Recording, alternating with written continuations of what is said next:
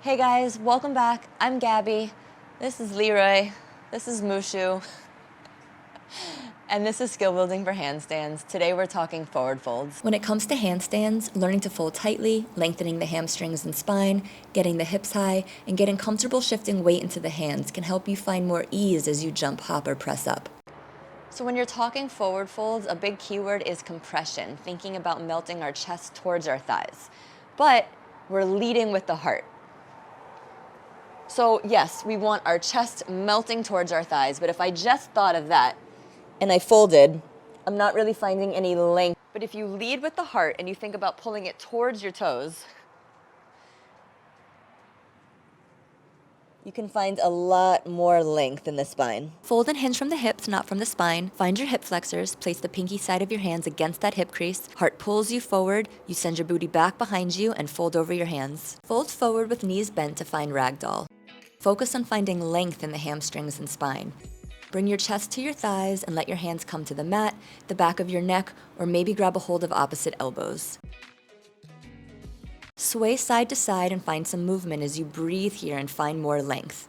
Allow the upper body and lower body to move and sway together. And then try isolating the movement by keeping the lower body stable and letting the upper body sway or maybe wave through cat and cow spine. In an active forward fold, get the hips high and focus on finding length and compression. Hinge at the hips, the heart leads, reaching towards the toes. Upper and lower body are active as the chest and thighs magnetize towards each other. Hands are on the floor or blocks and they're pulling back towards the body. Legs can be straight or they can be bent. There is no right or wrong.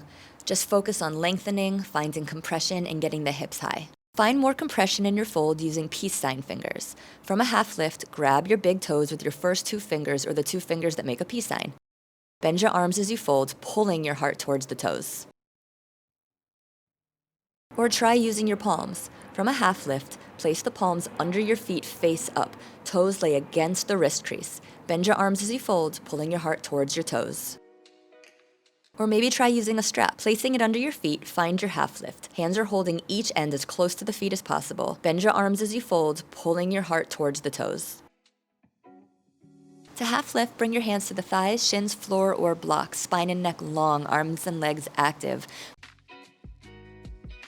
Move from straight to cat spine. Feet flat or alternate with tiptoes, pushing the ground away, really wrapping the ribs. When you're on your tiptoes, your weight shifts more into your hands and your hips go even higher.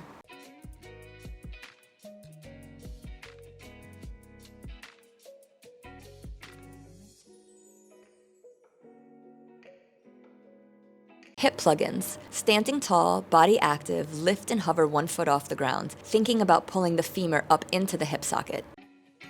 Same idea but from a fold. Weight is even on our hands and feet, back is slightly cat spined, our ribs are wrapped, we're pushing the ground away to plug and lift 1 foot and hover it off the ground before releasing. Take them further with toe taps. Half lift, hands flat, plug and lift 1 foot, flex the foot, wrap the ribs, shift forward on hands, tapping toes to wrist and back.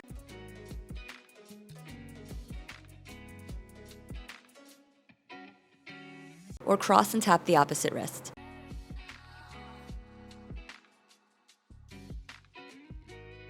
Or maybe tap and hold, breathing there.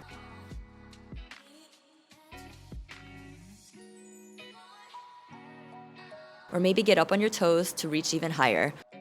Or go crazy and tap 1, hold it, lift the other foot and tap, hovering off the ground for a double toe tap. Practice toe taps with more pronounced cat spine to really engage the upper body. Ribs wrap, shoulders protract, arms are strong. Maintain that level of engagement as you play with different toe taps.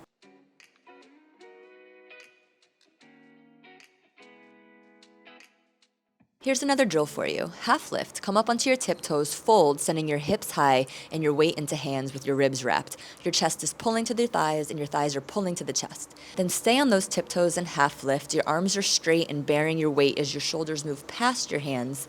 Your upper body is finding that cat spine engagement as you bend one leg, squeezing the heel to the back of the thigh, that thigh to the chest. Or go crazy. Bend one leg, hold it as you lift and bend the other to hover for a low tuck.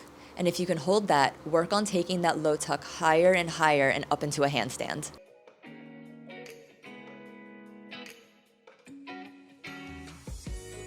For the last one, try playing around with these forward fold hops. Standing at the back of the mat, fold, bringing your hands down. You can use a little momentum here, so start with your fingers lightly on the mat, lean or rock back slightly, then rock forward, hands flat and active, weight into those hands, arms strong, as you plug the hips and hop, aiming to land softly between your hands.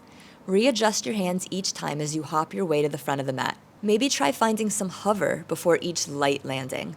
Or maybe take that hover and try to hold it and bring it a little higher before landing softly, which is similar to the beginning of a pike press. As always, take these back to the mat and play around. You can read all the words, you can listen to all the instructions, you can watch all the videos, but your best teacher is always going to be you and the time spent exploring on your mat.